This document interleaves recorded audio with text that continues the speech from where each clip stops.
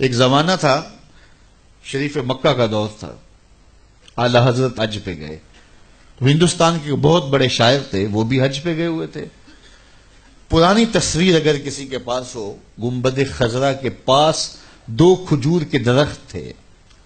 اب تو نہیں ہے، تعمیری ضروریات کی وجہ سے ان کو ہٹا دیا گیا. تو شاعر نے اپنے انداز میں ایک تخیل باندھا اور اس نے کہا، کب ہیں درخت گنبد شہ والا کے سامنے، کب ہیں درخت گنبد شہ والا کے سامنے، مجنو کھڑے ہیں خیمہ لیلا کے سامنے.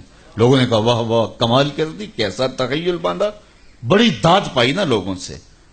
تو کسی نے آ کے یہ شعر اعلی حضرت کو سنایا کہ وہ شاعر جو ہندوستان سے آئے ہوئے انہوں نے یہ شعر کہا، کیا تخیل باندھا ہے.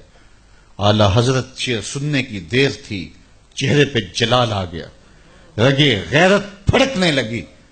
کہا اس کو یہ جرأت کہ میرے رسول کے روزے کو لیلا کے خیمے سے تشبیہ دی، لیلا کی اوقات کیا ہے.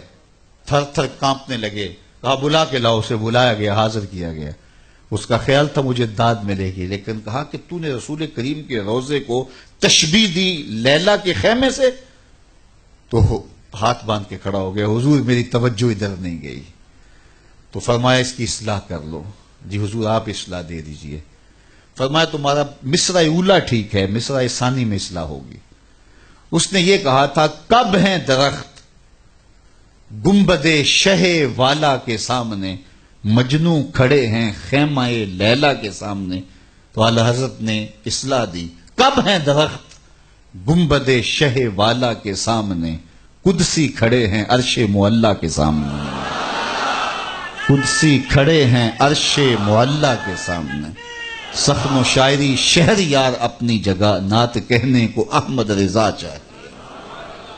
تو کعب بن زہیر انہوں نے کیا کہا، ان الرسول لنور یستضاء بہ محند سیف من سیوف الہند مسلول. تو حضرت کعب بن زہیر نے وہاں کھڑے کھڑے حضور کی شان میں ایک طویل قصیدہ جو بانت سواہد کے نام سے معروف ہوا. جب یہ قصیدہ پڑھ چکے تو آقا کریم علیہ السلام نے اپنی چادر اتار کے کعب بن زہیر کو دے دی. اس لیے ہم یہ کہتے ہیں کہ اگر آپ ثنا خاں کو بلائیں، نعت خاں کو بلائیں، تو اس کو بعد میں آپ نذرانہ دے سکتے ہیں، اس کو جو ہے وہ آپ چادر دے سکتے ہیں، اس کو جبہ دے سکتے ہیں، اس کی جو خدمت کرنا چاہے کر سکتے ہیں. یہ میرے حضور کا طریقہ ہے.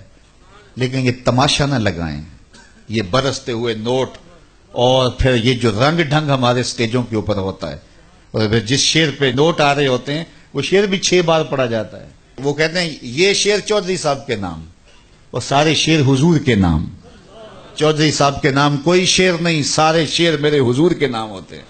نعت کا ایک ایک مصرع، ایک ایک لفظ، ایک ایک حرف اور ایک ایک نقطہ میرے حضور کے نام ہے. پورا شعر نام کر دیا. کیوں؟ اس نے ذرا پیسے زیادہ دے دیے تو اس کے نام ہی شعر ہو گیا. یہ کون ہوتا ہے اس کے نام شعر کرنے والا؟ یار یہ تو چودھری صاحب ہوئے. کون ہے جس کے نام شعر ہو، جو حضور کا شعر ہو؟ جب حضرت سید صدیق اکبر پہ آخری وقت آیا نا، آخری وقت، تو پھر ام المومنین سیدہ عائشہ رضی اللہ تعالیٰ عنہ نے جب اپنے باپ کے وہ لمحے دیکھے تو ان کی زبان سے محبت پدری کی وجہ سے بے ساختہ نکل پڑا، وَأَبْيَضُ يُسْتَسْقَى الْغَمَامُ بِوَجْهِهِ.